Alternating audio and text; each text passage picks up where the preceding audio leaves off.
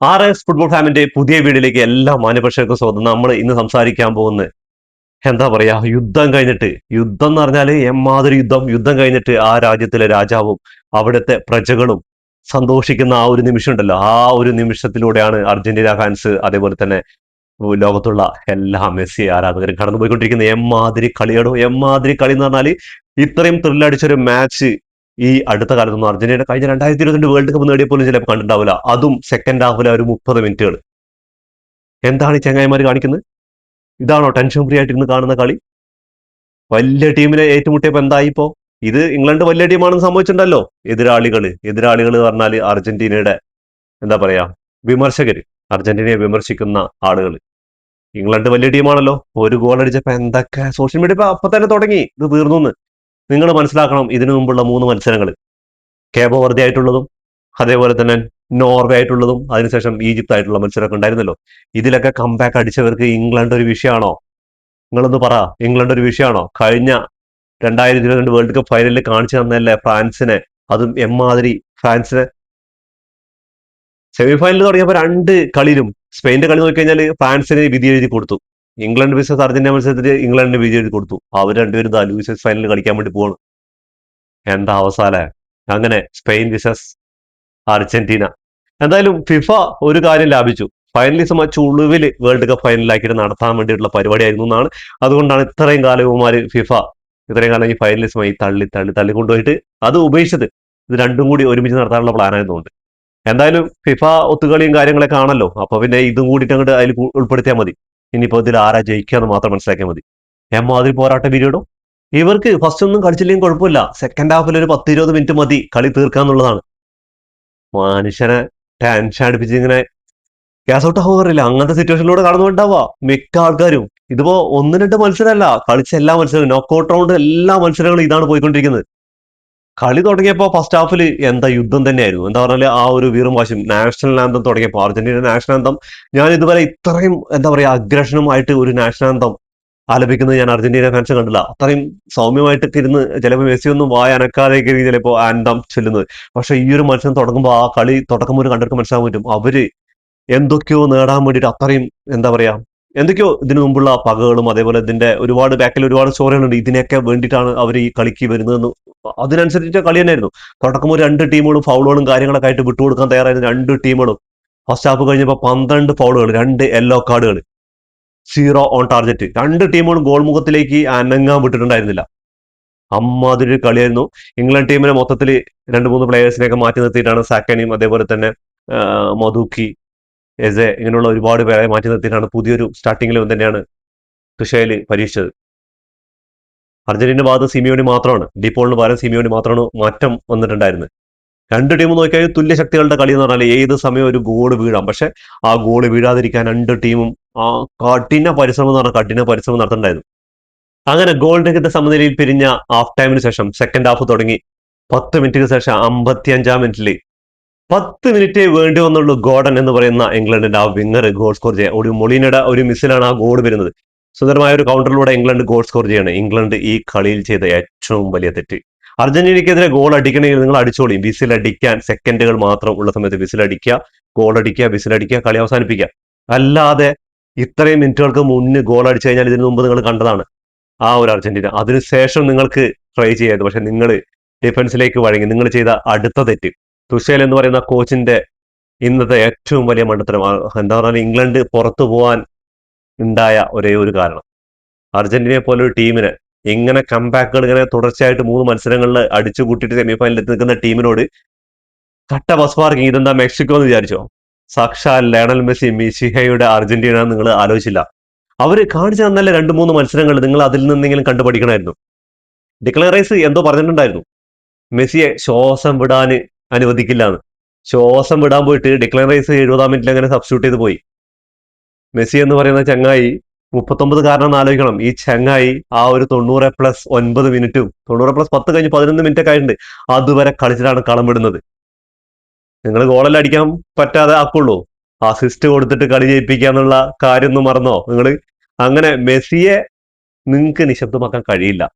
അങ്ങനെ കഴിഞ്ഞാൽ മാത്രമാണ് ആ കളി നിങ്ങൾ വിജയിച്ചു എന്ന് പറയാൻ പറ്റുള്ളൂ. മെസ്സി മാത്രമല്ല, മെസ്സിക്ക് ചുറ്റുമുള്ള ആ ഒരു 10 പേരുണ്ടല്ലോ, അവര് മതി. അതേപോലെ പുറത്തിരിക്കുന്ന ഒരു ചങ്ങായിയുണ്ട്, സ്കൊളോണി എന്ന് പറയുന്ന ചാണക്യനായ കോച്ച്. എന്ത് കോച്ചാണോടെ ഈ ചങ്ങായി, ഇമാതിരി രണ്ടാമത്തെ ഗോളൊക്കെ അടിച്ചിട്ട് വേറെ വല്ല കോച്ചുമാരാണെങ്കിൽ ഇങ്ങനെ മലക്കം മറിഞ്ഞിട്ട് ഇങ്ങനെ സെലിബ്രേറ്റ് ചെയ്തിട്ടുണ്ടോ? ഈ ചങ്ങായി ആ ഒരു പ്രഷറിൽ ഇങ്ങനെ പിടിച്ചിങ്ങനെ നിൽക്കുക, ഒന്ന് ചിരിക്കണ്ടേ? അപ്പോഴും നോക്കുന്ന ആ സ്കോർ ഷീറ്റ്, അവിടെ ടൈം ഉണ്ടല്ലോ, ആ ടൈമിലേക്ക് നോക്കിയിട്ട് ഇങ്ങനെ വീർമൂട്ടിട്ടിരിക്കാം. ഈ ചങ്ങായി സെലിബ്രേറ്റ് ചെയ്യുന്ന അവസാനം ആ ഈജിപ്തിനെതിരുള്ള ആ ഒരു മത്സരത്തിൽ മെസ്സിയുടെ ഗോളിലുള്ള ആ ഒരു മത്സരമാണ് ഞാൻ ഇതുവരെ സെലിബ്രേഷൻ കണ്ടിട്ടുള്ളത്. നിങ്ങൾ ആരെയും കണ്ടിട്ടുണ്ടെങ്കിൽ അതൊന്ന് കമന്റ് ബോക്സിൽ കമന്റ് ചെയ്യാൻ മറക്കരുത്. അങ്ങനെ ഇംഗ്ലണ്ട് ആ രണ്ട് തെറ്റുകൾ ചെയ്തു. ആ തെറ്റിന് ശേഷം പിന്നെ അർജന്റീനയുടെ കംബാക്ക്. കംബാക്ക് പറഞ്ഞാൽ എമ്മാതിരി കംബാക്ക്. കംബാക്ക് എന്ന് പറഞ്ഞാൽ ഇങ്ങനെ ഇങ്ങനെ രോമാഞ്ചം ഇങ്ങനെ വരില്ലേ, അതേപോലെ. ഇവിടെ റെയ്ഹാൻ ഇരുന്ന് ഇങ്ങനെ പെട്ടയാണ്. ഞാൻ പറഞ്ഞു കൂളായിട്ടിരിക്കും, ഇത് സുഖമായിട്ട് ജയിക്കും. ഒരു ഗോള് വരും, രണ്ടാമത്തെ ഗോൾ അടിക്കും. ചിലപ്പോൾ എക്സ്ട്രാ ടൈമിൽ പോയി വരും എന്ന് പറഞ്ഞു ഞാൻ അവരോട്. പക്ഷെ എക്സ്ട്രാ ടൈം ഒന്നും വേണ്ടി വന്നില്ല.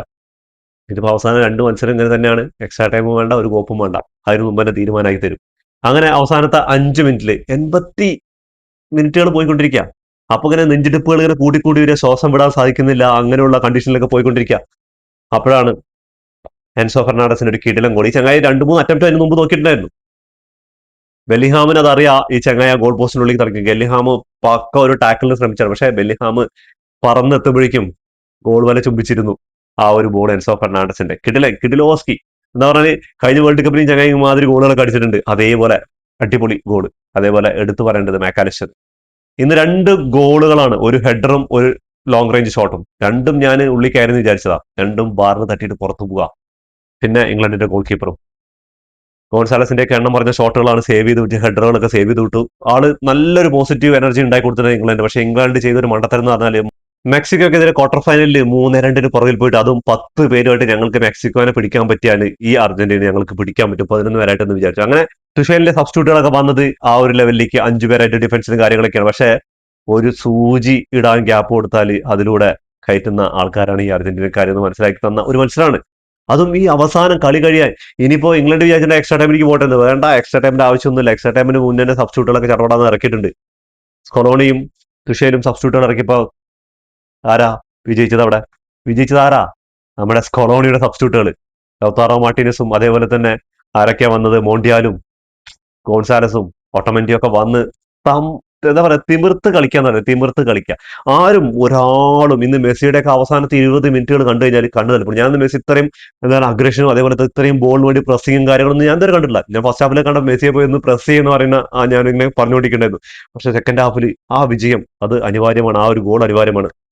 അങ്ങനെ ഗോളുകൾ അടിക്കാൻ സമ്മതിക്കുന്നില്ല എന്നല്ലേ ഉള്ളൂ, നമ്മൾ അസിസ്റ്റ് കൊടുത്തിട്ട് മാൻ ഓഫ് ദി വെച്ചു. അങ്ങനെ വേൾഡ് കപ്പിൽ തന്നെ 5ാമത്തെ മാൻ ഓഫ് ദി മാച്ച് പുരസ്കാരം തൂക്കിയിട്ടാണ് മെസ്സി വീണ്ടും ഉയർത്തെഴുന്നേൽക്കുന്നത്.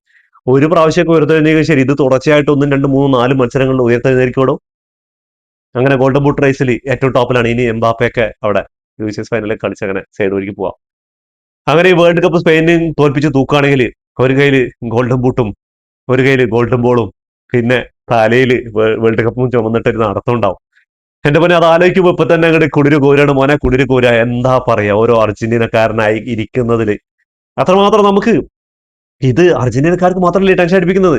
അർജന്റീന വിരോധികളാണ് ഇതിൽ ഏറ്റവും കൂടുതൽ. എന്താ പറഞ്ഞാൽ അവരെ ഫസ്റ്റ് നമ്മൾ തുടക്കം മുതലേ ടെൻഷനിലാണ്. എന്താ പറഞ്ഞാൽ ഗോൾ അടിക്കണം, ഗോൾ അടിച്ച് ജയിക്കണം, അതിന് മുമ്പ് തന്നെ ഒരു ഗോൾ വഴങ്ങുന്നു, പിന്നെ ഗോൾ തിരിച്ചടിക്കണം, ഇതിനൊക്കെ ടെൻഷൻ അടിച്ചുകൊണ്ടിരിക്കുക. പക്ഷെ ഇവരെയൊക്കെ 54 മിനിറ്റിന് ശേഷം ഇങ്ങനെ 54 മിനിറ്റ് വരെ ഇങ്ങനെ 54 മിനിറ്റ് ശേഷം കുറെ മിനിറ്റുകൾ സന്തോഷിപ്പിച്ചിരുത്തി ആയി ട്രോളുകളൊക്കെ റെഡിയാക്കി പടക്കങ്ങളൊക്കെ പൊട്ടിക്കാൻ റെഡിയാക്കി ഇങ്ങനെ ഇരുന്നിട്ട് അവസാനം ഇതെല്ലാം കൂടിയിട്ട് അങ്ങോട്ട് തകിട്ടം മറിയുന്ന ഒരു കാഴ്ചയുണ്ടല്ല, ഇതാണ് എല്ലാ കളികളും കാണിച്ചു കൊടുക്കുന്നത്. അപ്പോൾ ചില ഇൻഫ്ലുവൻസേഴ്സ് ഒക്കെ പറഞ്ഞു തുടങ്ങി ഇത് സമ്മതിച്ചതേ പറ്റും, ഇവര് ഇന്ന് കളിച്ചിട്ടാ ജയിച്ചത്, ഇന്ന് കിടിലൻ കളിയായിരുന്നു, ഇതിൽ റഫറിക്ക് ഒന്നും പറ്റിയിട്ടില്ല, ഒന്നും ചെയ്യാൻ പറ്റിയിട്ടില്ല, അവർക്ക് വേണ്ടി ചെയ്തു കൊടുക്കാൻ പറ്റിയിട്ടില്ല. അങ്ങനെ 3 യെല്ലോ കാർഡും അവിടെ നോക്കുകയാണെങ്കിൽ 2 ഒരു യെല്ലോ കാർഡാണ് ഇംഗ്ലണ്ടിന് കിട്ടിയിട്ടുള്ളത്.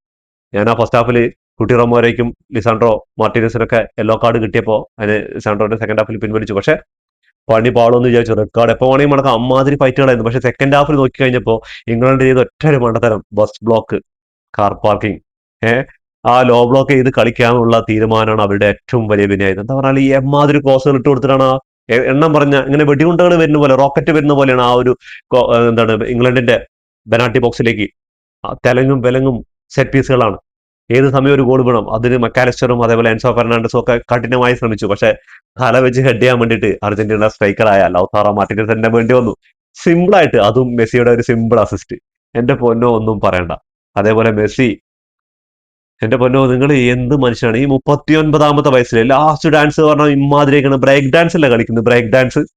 എന്താണോ കളിക്കുന്നത് ബ്രേക്ക് ഡാൻസ് എന്ന് പറഞ്ഞാല്? അത് 39ാമത്തെ വയസ്സ്. നിങ്ങളുടെ കൂടെയുള്ളവരും നിങ്ങളുടെ മുന്നിലുള്ളവരൊക്കെ പടിയിറങ്ങി പോയി. കുറെ പേര് വിരമിക്കലും പ്രഖ്യാപിച്ചിരിക്കുകയാണ്. പക്ഷെ നിങ്ങൾ ഇപ്പോഴും ഇമാതിരി പയറ് പോലെ നിന്ന് കളിച്ചു കഴിഞ്ഞാൽ അടുത്ത വേൾഡ് കപ്പിൽ നിങ്ങൾ ഞങ്ങളുടെ കൂടെ തന്നെ ഉണ്ടാവണമെന്ന് ഞങ്ങൾ ആഗ്രഹിക്കാണ്ടിരിക്കോ? അല്ലേ? ഓരോ അർജന്റീന ആരാധകരും ആഗ്രഹിച്ചു പോകും. അമ്മാതിരി കളിയല്ലേ നിങ്ങൾ കളിക്കുന്നത്. അത് ഒരു പിടി റെക്കോർഡുകൾ, ഒരു പിടിയല്ല, ഒരു പാറ റെക്കോർഡുകളാണ് തീർത്തിരിക്കുന്നത്. ഈ വേൾഡ് കപ്പിൽ തന്നെ 102 മത്സരങ്ങൾ കഴിഞ്ഞു. വിശ്വസിക്കാനാവുണ്ട, നമ്മള് ഒന്നൊന്നര മാസം പോയതറിഞ്ഞില്ല അല്ലെ? അതില് 7ാമത്തെ ഫൈനലിൽ, വേൾഡ് കപ്പ് ഫൈനലിൽ എത്തിയിരിക്കുന്ന അർജന്റീന എന്ന് പറയുന്ന അവരുടെ അവരുടെ ബാറ്റ്സിന് മുന്നിലുള്ള ആ ഒരു 4ാമത്തെ സ്റ്റാർ പതിപ്പിക്കാൻ വേണ്ടിയിട്ട് ഇനി സ്പെയിൻ എന്ന കടമ്പ മാത്രമേ ഉള്ളൂ. എമാനും പിള്ളാരും അവിടെ റെഡിയാണ്. പക്ഷെ അർജന്റീനയ്ക്ക് അതൊന്നും ഒരു വിഷയാവില്ലല്ല എന്നാണ് തോന്നുന്നത്. ഈ ഒരു കളി ഇങ്ങനെ കളിച്ചു കഴിഞ്ഞാൽ ഫ്രാൻസിനെ നിശബ്ദരാക്കിയിട്ടാണ് സ്പെയിൻ വാങ്ങുന്നതൊക്കെ ശരിയാണ്. പക്ഷെ സ്പെയിന് അർജന്റീനയുടെ മുന്നിൽ അത് എന്താ നടക്കുക നമുക്ക് കണ്ടു തന്നെ അറിയാം. അപ്പൊ എന്തായാലും ഒരു ഫൈനലിസ്മയും ഒരു വേൾഡ് കപ്പ് ഫൈനലും ഒരുമിച്ച് കാണാൻ പറ്റിയ ആവേശത്തിലാണ്. നമ്മളൊക്കെ അതൊരു മിസ് ചെയ്ത സംഭവമായിരുന്നു. പക്ഷെ അതന്നെ നടന്നത്. അത് കുറെ പേര് ഈ ഒരു ക്വാർട്ടർ ഫൈനലൊക്കെ വന്ന സമയത്ത് തന്നെ പറയുന്നുണ്ടായിരുന്നു ഇത് ഫൈനലിസം വരാൻ ചാൻസ് ഉണ്ട്. അതേപോലെ തന്നെ അങ്ങനെ കണ്ടിന്യൂസ് ആയിട്ട് 5 വേൾഡ് കപ്പ് ഫൈനലിൽ കളിക്കണം മെസ്സി. അതില് 3 ഫൈനലിലെത്തുക, അതില് ഒരെണ്ണം കപ്പ് നേടി. ഇതിപ്പോ കപ്പ് നേടോ ഇല്ലെന്ന് കാത്തിരുന്ന് കാണണം. ഒന്നില് എന്താ പറയാ, ഫൈനലിൽ പരാജയപ്പെട്ടു. എത്ര ഫൈനലുകളാണ് ഒരു ക്യാപ്റ്റൻ നിലയ്ക്ക് മെസ്സി എത്ര ഫൈനലുകളാണ് കളിച്ചിട്ട്? Copa America 3. ഒന്നും പറയണ്ട, എണ്ണി പറയാനുണ്ടെങ്കിൽ ഒരുപാട്. റെക്കോർഡുകൾ ഇടാൻ വേണ്ടി മാത്രമാണ് ഈ ചങ്ങായി പന്തുകൾ കളിക്കുന്നത് തോന്നുന്നുണ്ട്. എന്താ കാരണം നോക്കിയാൽ ലോകകപ്പിൽ ഏറ്റവും കൂടുതൽ അസിസ്റ്റ് നൽകുന്ന 12 അസിസ്റ്റുകൾ, അതേപോലെ ഏറ്റവും കൂടുതൽ ഗോൾ അടിക്കുന്ന താരമായി 21 ഗോളുകൾ. ഗോൾ കോൺട്രിബ്യൂഷൻ നോക്കി കഴിഞ്ഞാൽ 33, അതിലും ടോപ്പാണ്. അതേപോലെ തന്നെ ഗോൾഡൻ ബോൾ നേടുന്ന 2 പ്രാവശ്യം. അതേപോലെ തന്നെ ഏറ്റവും കൂടുതൽ മത്സരങ്ങൾ ഗോൾ നേടിയ താരം 16. തുടർച്ചയായി ഏറ്റവും കൂടുതൽ മത്സരം ഗോൾ നേടിയ താരം 9. ഏറ്റവും കൂടുതൽ വ്യത്യസ്ത ദേശീയ ടീമുകൾക്കെതിരെ നേടിയത് 15. ലോകകപ്പ് നോക്കൌട്ട് ഘട്ടങ്ങളിൽ ഏറ്റവും കൂടുതൽ അസിസ്റ്റുകൾ 10. ലോകകപ്പ് ചരിത്രത്തിൽ ഹാട്രിക് നേടിയ ഏറ്റവും പ്രായം കൂടിയ താരം 38 വയസ്സുകാരൻ. ലോകകപ്പ് ചരിത്രത്തിൽ ഏറ്റവും കൂടുതൽ ഫ്രീ കിക്ക് നേടിയ താരം 2 പ്രാവശ്യം. ലോകകപ്പ് നോക്കൌട്ട് ഘട്ടത്തിൽ ഏറ്റവും കൂടുതൽ ഗോൾ സംഭാവന ചെയ്ത് 17 പ്രാവശ്യം. ഒരു ലോകകപ്പ് പതിപ്പിലെ ഏറ്റവും നോക്കൌട്ട് റൗണ്ടുകളിൽ ഗോൾ നേടിയ ഏക താരം. എന്താ വേണ്ടത് ഇനി? ഇനി എന്താ വേണ്ടതെന്ന്? 2019 Copa America, 2021 Copa America, 2022 ഫൈനലിസമ, 2022 world cup, 2024 Copa America, 2026 വീണ്ടും വേൾഡ് കപ്പ്. 103 ഗെയിം, 80 വിജയം, 14 ഡ്രോ, ഓൺലി 9 ലൂസ്. ഇതെന്തൊക്കെ ചരിത്രം എന്ന് പറഞ്ഞാൽ ഇത് സ്കൊളോണിയുടെ ചരിത്രമാണ്. സ്കൊളോണി എന്ന് പറയുന്ന അവരുടെ ചാണക്യനായ കോച്ചിന്റെ ചരിത്രമാണ് ഞാനിപ്പോ പറഞ്ഞത്. എമ്മാതിരി ഒരിക്കരുത് അല്ലെ? ഈ ഒരു വേൾഡ് കപ്പ് കൂടി മുത്തമിടുകയാണെങ്കിൽ മെസ്സി ഇല്ലാതെയും ചിലപ്പോ അടുത്ത 2030 ഈ ചങ്ങായി ഈ അർജന്റീനയെ കൊണ്ട് പണിയെടുപ്പിക്കും. എന്താ ഈ കളിയൊക്കെ തുടങ്ങിയപ്പോ ഈ നോക്കൌട്ട് റൗണ്ടിൽ കേബോർദെ ചെറിയ ടീമാണ്. ഇന്നലെ ഫ്രാൻസിനെ പഞ്ഞിക്കിട്ട സ്പെയിനിനെ 0-0 തടച്ച ആ ഒരു ടീമാണ് കേബോർദെ. അവരെങ്ങനെയാണ് ചെറിയ ടീമാവുക? അപ്പോ വിരോധികൾ ഇങ്ങനെ കരഞ്ഞുകൊണ്ടിരിക്കും. ഇനി കരയാനുമില്ല, കുറെ പേരെ കരച്ചിൽ നിർത്തിയിട്ട് ഈ പക്ഷത്തേക്ക് വന്നിട്ടുണ്ട്. പക്ഷെ ഞങ്ങൾക്ക് നിങ്ങളുടെ സപ്പോർട്ട് വേണ്ട. ഇനി ഈ ജേഴ്സി ഇട്ടിട്ട് ഉള്ളിൽ തോൽക്കണേ എന്ന് പറഞ്ഞിട്ട് ആഷസ് സ്പീഡിനെ പോലെ വന്നിരുന്ന് മൂങ്ങിയിട്ടൊന്നും കാര്യമില്ല. ഇതൊന്നും വില പോവില്ല മക്കളെ, വില പോവില്ല. ഇത് അർജന്റീനയ്ക്ക് വേണ്ടി പണിത ആ ഒരു 2ാം ലോക കിരീടമാണ്. മെസ്സിക്ക് വേണ്ടി 2ാം ലോക കിരീടം. ഇനി ഒരാളും ഒരു ഡിബറ്റിനും വരില്ല എന്ന രീതിയിൽ ആ ഒരു മുദ്ര കുത്തിയിട്ടാണ് ഗോൾഡൻ ബൂട്ടും ഗോൾഡൻ ബോളും വേൾഡ് കപ്പും എല്ലാം തൂക്കിയിട്ട് ചങ്ങായി ഒരു പോക്കുണ്ട്. ഒരു രാജ്യത്തിന് വേണ്ടി തന്റെ ടീമിനെ 8 പ്രാവശ്യം ഫൈനലിൽ കൊണ്ടെത്തിക്കുക. വേറെ ഏതെങ്കിലും, അതിലും 2014 അതിനുശേഷം കോപ്പ അമേരിക്കകളിലൊക്കെ പരാജയപ്പെട്ടിട്ട് ഇങ്ങനെ കുരിശിലേറ്റിയിട്ട് എന്താ പറയാ ഇന്ന് കളി തുടങ്ങുന്നതിന് മുമ്പ് സോഷ്യൽ മീഡിയയിലൊക്കെ കുറെ ഇൻഫ്ലുവൻസേഴ്സ് സംസാരിക്കുന്നുണ്ടായിരുന്നു. എന്താ പറഞ്ഞാൽ എങ്ങനെയാണ് ഈ അർജന്റീനയ്ക്ക് മാത്രം ഇത്ര ഹേറ്റേഴ്സ്? ഞാൻ ആലോചിച്ചത് മെസ്സിക്കും അർജന്റീനയ്ക്ക് മാത്രം ഇത്ര ഹേറ്റേഴ്സ് ഒന്നും അല്ല. അവർക്ക് റീച്ച് കിട്ടണമെങ്കിൽ അർജന്റീനയ്ക്ക് എതിരെ പറയണം. അർജന്റീനയ്ക്ക് അനുകൂലമായിട്ട് പറയുകയാണെങ്കിൽ അവിടെ അർജന്റീന സപ്പോർട്ട് ചെയ്യുന്ന കുറച്ച് പേരുടെ റീച്ച് മാത്രമേ കിട്ടുള്ളൂ. പക്ഷെ എതിരെ പറയുകയാണെങ്കിൽ കുറെ ഫാൻസ് ഉണ്ട്. ഇപ്പം ഒരുപാട് ഫാൻസിന്റെ, അതേപോലെ തന്നെ അർജന്റീന വിരോധികളുടെ ഒക്കെ നിങ്ങൾക്ക് അറ്റൻഷനും അതേപോലെ തന്നെ നിങ്ങൾക്ക് റീച്ചും കിട്ടും. പക്ഷെ നമ്മുടെ മുഖ്യധാരാ മാധ്യമങ്ങൾ അവര് മഞ്ഞപത്രം പോലെ അധപ്പതിച്ചിട്ട് ഇന്നത്തെ ഒരു ന്യൂസ് കണ്ടാണ് നമ്മുടെ മുഖ്യധാരാ മാധ്യമങ്ങൾ പ്രചരിച്ചത്. അർജന്റീനയുടെ സ്വന്തം റഫറി, എന്താ അർജന്റീന വീട്ടിൽ നിന്ന് കൊണ്ടുവന്ന റഫറിയോ? പായം മാറി ടീഷർട്ട് മാറി വന്നാലൊന്നും പരിപാടി നടക്കൂല. അത് ദൃഢമായിട്ട് പൊരുതി നേടാൻ ഈ 90 മിനിറ്റും ആ ഒരു ഗോളിന് വേണ്ടിയിട്ടും അതേപോലെ തന്നെ വിജയ ഗോളിന് വേണ്ടിയിട്ട് പ്രയത്നിക്കാൻ വേണ്ടിയിട്ട് മെസ്സിയെ പോലെ ഒരാൾ മുന്നിൽ നിന്ന് നയിക്കുമ്പോൾ അയാൾക്ക് തന്ത്രങ്ങൾ മെനയാൻ വേണ്ടി പിറകില് സ്കൊളോണി എന്ന് പറയുന്ന കോച്ച് ഉള്ളിടത്തോളം കാലം നിങ്ങൾ ഇങ്ങനെ പണിയെടുക്കേണ്ടി വരും, കരഞ്ഞ് മെഴുകേണ്ടി വരും. അപ്പോൾ വിരോധികളോട് ഇതേ പറയാനുള്ളൂ, ഈ വേൾഡ് കപ്പും ബാക്ക് ടു ബാക്ക് അർജന്റീന അടയ്ക്കും. ഇത് കളി തുടങ്ങുന്ന മുമ്പ് ഞാനൊരു വീഡിയോയിൽ പറഞ്ഞിട്ടുണ്ടായിരുന്നു. വീഡിയോയിൽ ഞാൻ മാത്രമല്ല ഒരുപാട് പേര് പറഞ്ഞിട്ടുണ്ടായിരുന്നു. ആര് PSG ബാക്ക് ടു ബാക്ക് അടിച്ചു, RCB ബാക്ക് ടു ബാക്ക് അടിച്ചു, അതേപോലെ വേറെ ഏതൊക്കെയോ ടീമുകൾ ബാക്ക് ടു ബാക്ക് അടിച്ചിട്ടുള്ള ഒരു വർഷത്തിലൂടെയാണ് കടന്നു പോകുന്നത് 2026. അപ്പൊ തീർച്ചയായിട്ടും അർജന്റീനയും തൂക്കും, അതിൽ യാതൊരു സംശയം. ഇനി സ്പെയിൻ അല്ല, ആര് വന്നാലും. ആകെ കുടുങ്ങുന്ന പറഞ്ഞാൽ ബാഴ്സലോണ ഫാൻസുകാരാണ്. എന്താ പറഞ്ഞാൽ ഇവർ ആരെ സപ്പോർട്ട് ചെയ്യും, മെസ്സിയെ സപ്പോർട്ട് ചെയ്യും അതോ ബാഴ്സലോണയുടെ 8ഓളം പ്ലേയേഴ്സ് കളിക്കുന്ന സ്പെയിനെ സപ്പോർട്ട് ചെയ്യുന്നുള്ള കാര്യമാണ്. അത് വല്ലാത്തൊരു ഇതാണ്. ഇന്ന് ഇംഗ്ലണ്ടിന്റെ ലെജൻഡായ ബെക്കാമിന്റെ മുന്നിൽ വിട്ടിട്ടാണ് ആ ഒരു 2002 കണക്ക് എടുത്ത് തീർത്തത്. ബെക്കാം ഫസ്റ്റ് ഗോൾ അടിച്ച ഭയങ്കര സെലിബ്രേഷൻ. ബെക്കാമിന് ഒരു കൺഫ്യൂഷൻ ഉണ്ട്, രാജ്യത്തിന് വേണ്ടിയിട്ട് സപ്പോർട്ട് ചെയ്യുമ്പോൾ കൂടെ മെസ്സി ഇപ്പുറത്തുണ്ട് എന്നുള്ള കാര്യം. ആള് എന്താ പറയാ, അത്രമാത്രം തള്ളുകൾ ഉണ്ടായിരുന്നു ഈ ലെജൻസ്. അതേപോലെ തന്നെ റൂണിയും അതേപോലെ തന്നെ ടെറിയും ഇവരൊക്കെ വന്നിട്ട് നല്ല തള്ളായിരുന്നു സോഷ്യൽ മീഡിയയിൽ. അതിനുള്ള മറുപടി ഗ്രൗണ്ടിൽ കാണിച്ചു കൊടുത്തിട്ടുണ്ടായിരുന്നു. അപ്പോ അർജന്റീന അത് തുടക്കം ഇങ്ങനെ പല പ്രശ്നങ്ങളും കാര്യങ്ങളൊക്കെ അവർക്ക് ഉണ്ടായിരുന്നു. അവരുടേതായ ടൈമിൽ അവർക്ക് വേണ്ട റിസൾട്ട് ഉണ്ടാക്കുന്നുള്ള കാര്യമാണ്. അങ്ങനെ ഉണ്ടാക്കിയ രണ്ട് ടീമുകളാണ് ഫൈനലിൽ എത്തിയിരിക്കുന്നത്, സ്പെയിൻ വേഴ്സസ് അർജന്റീന. അപ്പൊ എന്തായാലും കാത്തിരുന്ന് കാണാം ഈ ഞായറാഴ്ച തീപ്പാറിയ ഒരു പോരാട്ടത്തിന്. എന്തായാലും വിജയിക്കാൻ ആരാണ് ചാൻസ് ഉള്ളത് നിങ്ങൾ കമന്റ് ബോക്സിൽ കമന്റ് ചെയ്യാം. ചരിത്രങ്ങളൊക്കെ മാറ്റിക്കുറിച്ചിട്ടാണ് അർജന്റീനയുടെ ഈ ഒരു പടയോട്ടം എന്ന് പറഞ്ഞാൽ, ഇതുവരെ ബാക്ക് ടു ബാക്ക് ഒരു കോച്ചിനും ഒരു രാജ്യത്തിനും വേണ്ടി സ്വന്തമാക്കാൻ കഴിഞ്ഞിട്ടുള്ള 1986 90 കപ്പടിച്ച ജർമ്മനിയുടെ അതേ കോച്ചായിരുന്നു 1986 അർജന്റീന ആയിരുന്നു. 86 അർജന്റീന ജയിച്ചപ്പോൾ 1990 അർജന്റീനയ്ക്ക് കപ്പ് നഷ്ടപ്പെട്ടു. അതേപോലെ തന്നെ ഫ്രാൻസിന് വേണ്ടി 2018 ദശാംശ് നേടിയപ്പോൾ 2022 അവർ പുറത്തായി. അതേപോലെ തന്നെ 2022 അർജന്റീനയ്ക്ക് വേണ്ടി സ്കോളോണി കപ്പ് നേടിയിട്ടുണ്ട്. 2026 സ്കോളോണി കപ്പ് നേടില്ല എന്നൊക്കെയാണ് സോഷ്യൽ മീഡിയ പറയുന്നത്. പക്ഷെ ഈ സ്റ്റാറ്റ്സ് ഒന്നും ഒരു വിഷയം. കൊളോണിയുടെ തന്ത്രം എന്ന് പറഞ്ഞാൽ ആൾക്ക് മാത്രം അറിയുള്ളൂ എന്താ ചെയ്യാൻ പോകുന്നു എന്നുള്ള കാര്യം. സബ്സ്റ്റിറ്റ്യൂട്ടുകളും കാര്യങ്ങളൊക്കെ വരുന്നു, മെസ്സി വിങ്ങിലേക്ക് ഇറങ്ങുന്നു, മെസ്സി പിന്നെ കളി അങ്ങോട്ട് മാറ്റുക. അതേപോലെ തന്നെ സ്ട്രൈക്കർമാരായിട്ട് രണ്ടാളും ജൂലിയൻ ആൽവാരസും ലൗതാറോ മാർട്ടിനസും. പിന്നെ മിഡ് എൻസോ ഫെർണാണ്ടസും മെക്കാലിസ്റ്ററൊക്കെ ഫയർ ആയപ്പോ ഇംഗ്ലണ്ടിന് എന്താ ചെയ്യേണ്ടതെന്ന് അറിയാതെ അവരുടെ പെനാൽറ്റി ബോക്സിൽ ഡിഫെൻഡ് ചെയ്യാൻ നോക്കിയവർ പരമാവധി. മെക്സിക്കോക്കെതിരെ ഞാൻ കണ്ടതാണ് അവരുടെ ഡിഫൻസ് പോരാട്ടം. എന്താ പറഞ്ഞാല് മെക്സിക്കോക്കെതിരെ 10 പേരുമായിട്ട് ആ ഒരു എത്ര മിനിറ്റ്, 54 മിനിറ്റ് ശേഷം അവര് അതേ ഒരു കളി 55 മിനിറ്റ് ഗോൾ അടിച്ചു. ബാക്കിയുള്ളത് 11 വരെയായിട്ട് നമ്മൾ തടയാന്ന് വെച്ചു. പക്ഷെ ഇത് മിഷിഹയുടെ പിള്ളേരാണ്, ഇവര് അടിക്കുന്ന ഗോളുകൾ എണ്ണം പറഞ്ഞാൽ എനിക്ക് ചുരുങ്ങിയത് ഒരു 5-6 ഗോൾ വീഴേണ്ടതാ. ഭാഗ്യം കൊണ്ടാണ്. അതേപോലെ ഭാഗ്യം എന്ന് പറഞ്ഞാൽ 2 ബാറിൽ തട്ടി പോകുന്നു. അതേപോലെ ഫസ്റ്റ് ഹാഫിൽ സിമിയോണിക്ക് ഫസ്റ്റ് ഹാഫിൽ സെക്കൻഡ് ഹാഫ് സ്റ്റാർട്ടിങ്ങിൽ സിമിയോണിക്കൊക്കെ ഒരു ചാൻസ് കിട്ടിയിട്ടുണ്ടായിരുന്നു. മാക്കലിസ് അതേപോലെ തന്നെ ആൽവാരസിനൊക്കെ ചാൻസ് കിട്ടിയിട്ടുണ്ടായിരുന്നു. അവിടെയാണ് കുറച്ചൊന്ന് ഫയറായിട്ട് കളിക്കാൻ തുടങ്ങിയത് അർജന്റീന. അപ്പൊ നമുക്ക് ഇവരുടെ സ്റ്റാറ്റ്സ് നോക്കിക്കഴിഞ്ഞാൽ 6 ഷോട്ടുകളാണ് ഇംഗ്ലണ്ട് എടുത്തുള്ളത്. അതിൽ 3 ഓൺ ടാർജറ്റിക് ആയപ്പോൾ 14 ഷോട്ടുകൾ എടുത്തിട്ടുണ്ടായിരുന്നു അർജന്റീന. അതിൽ 6 ഓൺ ടാർജറ്റിക്കാണ്. 36% മാത്രം പൊസിഷൻ ഉണ്ടായിരുന്നുള്ളൂ. 64% പൊസിഷൻ ഉണ്ടായിരുന്നു അർജന്റീനയുടെ ഭാഗത്ത്. ഫസ്റ്റ് ഹാഫ് നോക്കിക്കഴിഞ്ഞാൽ 52-ഉം 48 ആയിരുന്നു. അതിൽ നിന്ന് ഈ ഒരു 36 സെക്കൻഡ് ഹാഫിൽ തുടങ്ങിയിട്ട് ഈ ഗോൾ അടിച്ച ശേഷം 14% മാത്രമാണ് ഇംഗ്ലണ്ടിന്റെ കാലിൽ ബോൾ ഉണ്ടായിരുന്നു എന്ന് നിങ്ങൾ വിശ്വസിക്കാൻ പറ്റും. എന്താ പറഞ്ഞാൽ അങ്ങനത്തെ കളിയാണ് അവർ ആ ഡിഫൻസിൽ ഇറങ്ങി കളിച്ചത്. അപ്പോഴാണ് ഇംഗ്ലണ്ട് തോറ്റത്. 331 പാസുകളാണ് ഇംഗ്ലണ്ട് കംപ്ലീറ്റ് ചെയ്തെങ്കിൽ 578 പാസുകൾ അർജന്റീന കംപ്ലീറ്റ് ചെയ്തു. 84% പാസിംഗ് അക്യുറസി ഉണ്ടായിരുന്നു. 93% പാസിംഗ് അക്യുറസി ഉണ്ടായിരുന്നു അർജന്റീനയുടെ ഭാഗത്ത്. 11 ഫൗളുകൾ ഇംഗ്ലണ്ട് കംപ്ലീറ്റ് ചെയ്തപ്പോൾ 15 ഫൗളുകൾ അർജന്റീന കംപ്ലീറ്റ് ചെയ്തു. ഒരു യെല്ലോ കാർഡ് ഇംഗ്ലണ്ട് കിട്ടിയപ്പോൾ 3 യെല്ലോ കാർഡാണ് അർജന്റീനയ്ക്ക് കിട്ടിയത്. ഒരു ഓഫ് സൈഡും ഇവിടെ 3 ഓഫ് സൈഡ് ഉണ്ടായിരുന്നു. ഒരു കോർണേഴ്സ് മാത്രമാണ് ഇംഗ്ലണ്ട് വിൻ ചെയ്തിട്ടുള്ളത്. അവിടെ 6 കോർണേഴ്സ്. എന്താ പറഞ്ഞാൽ വിങ്ങളിൽ കിടിലും ഇനിയും പ്ലേയേഴ്സുകളൊക്കെ ഉണ്ടായിരുന്നു. സാക്ക, മൊദൂക്ക, എസെ ഉള്ള പ്ലേയേഴ്സിനൊന്നും ഇറക്കാതെ ഡിഫെൻസീവായിട്ട് ആ ഒരു തീരുമാനം തന്നെയാണ് തുഷേലിന് ഇന്ന് വിനയായത്. ശരിക്കും ആ വിങ്ങുകളിൽ ഇറങ്ങിയിട്ട് അർജന്റീന ആ ഒരു ഗോൾ അടിക്കുമ്പോഴും അറ്റാക്കിങ്ങിന് ശ്രമിച്ചിരുന്നെങ്കിൽ ചിലപ്പോൾ അർജന്റീനയ്ക്കെതിരെ ഒരു ഗോളും കൂടി അടിക്കായിരുന്നു. അതിനുശേഷം അർജന്റീനയുടെ കംബാക്കും കാണായിരുന്നു, ഗംഭീര കളി കാണായിരുന്നു. പക്ഷെ അതില് ഇംഗ്ലണ്ട് കൊടുത്ത പണി ഇംഗ്ലണ്ടിന് തിരിച്ചു കിട്ടിയെന്ന് തന്നെയാണ്. അങ്ങനെ ഇംഗ്ലണ്ട് നാട്ടിലേക്ക് മടങ്ങാൻ വേണ്ടിയിട്ട് ഇനി യുഎസ്എസ് ഫൈനൽ കളിക്കാനുണ്ട് ഫ്രാൻസുമായിട്ട്. അതെന്തോ ആയിക്കോട്ടെ, നമുക്ക് ഇനി ഫൈനലിലേക്ക് കാണാം. ഒരു പരിധിവരെയൊക്കെ ഇന്ന് കരച്ചിൽ കുറവായിരിക്കും. എന്താ പറഞ്ഞാൽ സൈലന്റ് ആണ്, മൊത്തത്തിൽ സൈലന്റ് ആണ്, ഒന്നും പറയില്ല. കുറെ പേര് നല്ലത് പുകഴ്ത്തി പറഞ്ഞുകൊണ്ടിരിക്കാൻ തുടങ്ങി. ഇന്നാണ് അർജന്റീന ഏറ്റവും ടോപ്പ് ക്ലാസ് കളി കണ്ടതെന്നൊക്കെ. പിന്നെ കുറെ പേര് സൈലന്റാ, ഒന്നും മിണ്ടാനില്ല എന്ന് പറഞ്ഞാൽ ഇനി എന്ത് പറഞ്ഞിട്ടാണ്. ഇനിയിപ്പോ നാളെ ഇരുന്ന് ഫുള്ള് ഹൈലൈറ്റ്സ് കണ്ടാലും പോരാ, ഫുള്ളായിട്ട് കളി വീക്ഷിച്ചിട്ട് അതിലെന്തേലൊക്കെ പ്രശ്നങ്ങൾ. ഇന്ന് കളി തുടങ്ങിയപ്പോൾ ചില ആൾക്കാരൊക്കെ ഇങ്ങനെ ഒരു ഇതുണ്ടായിരുന്നു, അർജന്റീന ഉന്തി തള്ളിപ്പിച്ച് എന്നൊക്കെ പറഞ്ഞിട്ട്. ഫസ്റ്റ് ഹാഫിൽ രണ്ട് ടീമുകളും യുദ്ധം എന്ന് പറഞ്ഞാൽ അമ്മാതിരി ഫൈറ്റ്, അമ്മാതിരി ഫൗളുകളും കാര്യങ്ങളൊക്കെയാണ്. ഏത് സമയവും റെഡ് കാർഡൊക്കെ പിറക്കെന്ന് വിചാരിച്ചതാ, പക്ഷെ ഭാഗ്യം കൊണ്ട് മാത്രം അത് നടന്നില്ല.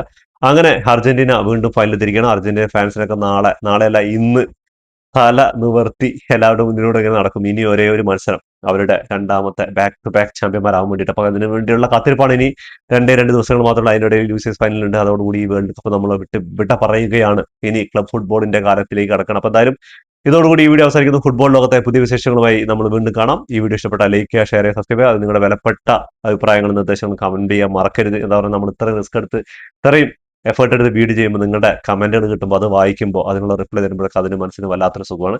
അപ്പോൾ തെറ്റുകുറ്റങ്ങളുണ്ട് ക്ഷമിക്കുക. അപ്പോൾ ഒരു ശുഭദിനം എല്ലാവർക്കും നേരുന്നു. വീണ്ടും കാണാം അടുത്ത വീഡിയോ ആയിട്ട്.